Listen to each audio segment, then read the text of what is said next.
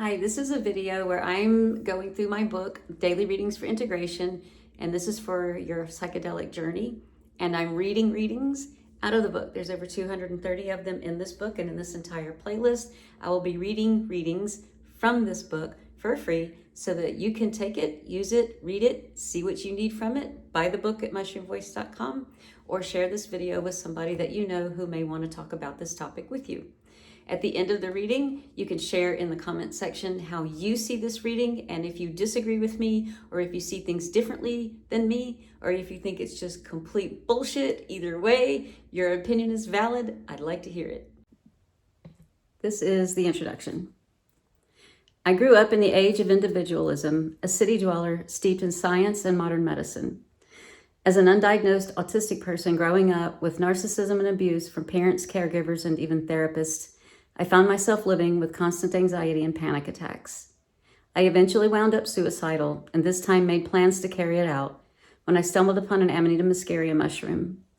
Back then, very little was known or written on the internet about it, and that information was inaccurate. After a lot of research, I experimented, and it saved my life.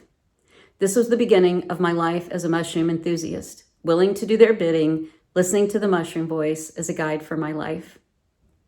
I began making videos and educating the world on Amanita and its place in the lexicon of natural healing, amanitadreamer.net.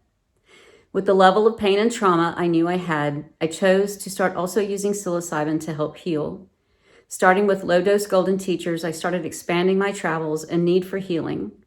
Integration became integral to this path.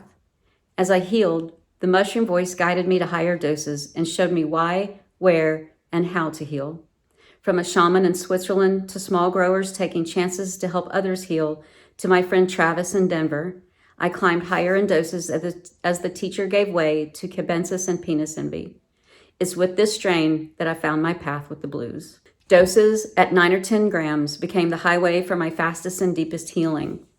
I met my beloved helper, a praying mantis, who would stand beside me, love me, and hold my heart, while also showing me the deepest painful experiences, screaming for hours, and always checking for consent before continuing. The love and connection shown in these realms have helped me allow this kind of love in my earthly life. The integration of these trips was awful, painful, confusing, sleepless, and would be full of anxiety if it weren't for my Amanita ancestors. The Amanita keeps me living in my earth body in love and peace for myself while integrating these difficult trips. In tandem, these fungi healers have tag-teamed in this realm and theirs to bring me love and compassion for myself while integrating.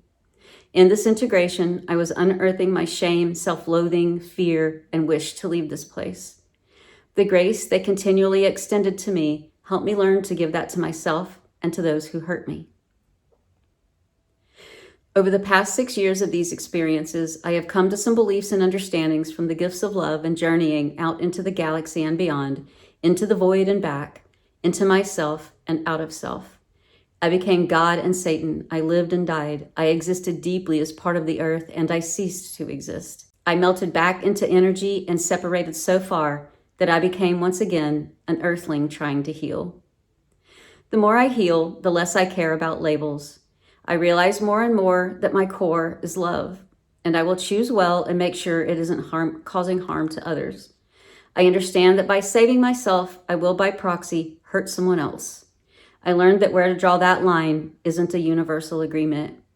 I learned that everything on earth has sentience. All of it is sacred and has a space here.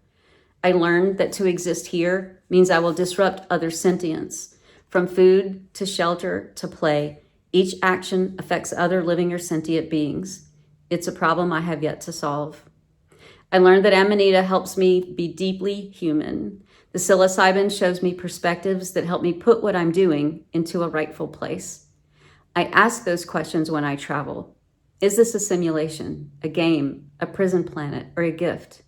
Is karma or lifetimes or reincarnation real? I get answers that disturb me, and I've been working to integrate the sometimes conflicting things I see. It's all true and none of it real. I've learned that what matters isn't answers to those questions. I've learned that my purpose here is whatever I choose. I learned that the true currency is energy. I learned that the portal to earth is the sun and points of light in each atom in our body. I learned that courage is the most respected thing by the beings who greet me when I travel out there. They have much respect for what we are doing here, and these breaks we take and venture into those worlds are vital to our mission here. They download, upload, reprogram, listen, take notes, prepare me, and send me on my way. They tell me that this work is vital and that if I choose to help others do the same, then my mission is elevated and the cohesion created among all of us is increased. They also tell me I don't have to do it. They tell me to fully enjoy earth life, taste the things, dive deeply into being human and experience it intensely. Be there now, they say, be fully in that existence. We are all in awe of what you are doing. We help in any way we can. I learned that there are no bad actors out there when we trip. I learned how to interact, question, and learn from those energies. I watched them dissolve and morph into more tools of learning. In this way, I have not had bad trips. I only had experiences that were deep and painful or hard to understand, while they opened and bloomed like flowers into my being months later. These experiences showed me truths and expansions here that cripple me with gratitude and love, leaving understanding in its wake. The things that have mattered most in this journey have been how to cope daily with the profound changes happening to me, the choices presented to me as I healed, the humans I would affect, the conflicts that arose, the opportunities, the existential questions, the rights and wrongs of it, coping with higher learnings, and outgrowing the people around me. To this end, I applied the 8 years of intense therapy in my 30s, the years of suffering and suicidality, and the things I learned in these high-dose trips. What arose is what you will find in this book. My hope is that if you too find yourself with these same questions, options, feelings, and choices, that what I leave here will help you find commonality, humanity, and safety as you too find your way. It is my greatest hope that my experiences will travel outward, easing others' suffering and pain. While I am no expert on this path, I leave these meditations here for you to use. I hope that my temporary understanding here serves your temporary questioning and eases you onward to other paths and places on earth.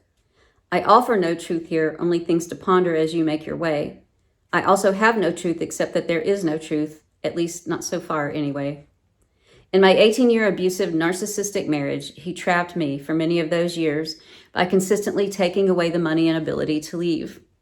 Watching my mind and resources slowly drain away was devastating year after year. Eventually, both the medications to stop the panic attacks and the being trapped and watching the harm to my children, I felt powerless and hopeless. It's why I wanted to leave the planet. Amanita muscaria shifted the scales.